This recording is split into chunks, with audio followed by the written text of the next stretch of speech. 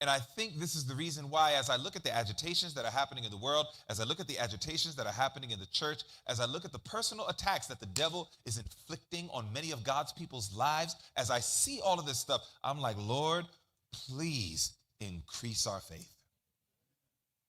Because that's the number one thing Satan wants to steal.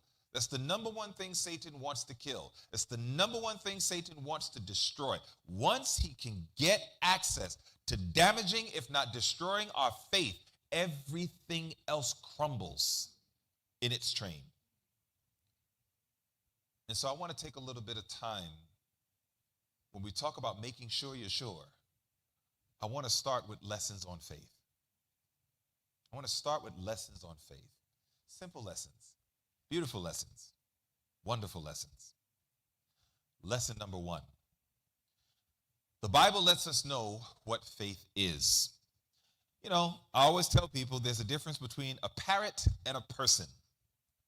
The difference between a parrot and a person.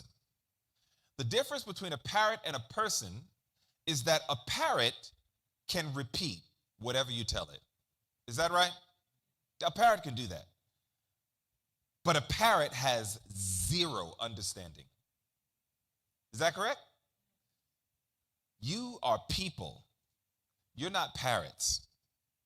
And the reason I say that is because if I were to ask you, what is faith? Some of us might go into parrot mode and we'll say, faith is the substance of things hoped for and the evidence of things not seen.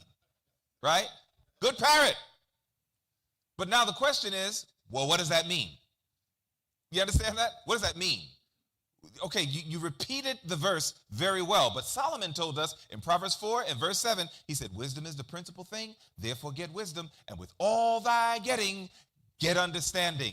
It is imperative not to just know how to repeat verses, but it's far more important to know what those verses are talking about.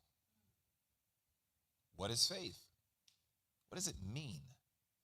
How can I even know what to exercise? How can I know what to grow if I don't understand what the thing is in the first place? Now, you want to know some good news? In Hebrews 12 and verse 2, the Bible says Jesus is the author of faith. He's not only the author, he's the finisher of it. Now watch this. Because Jesus is the author of faith, would you agree if anybody could teach what faith is, it would be Jesus? Would you agree with that?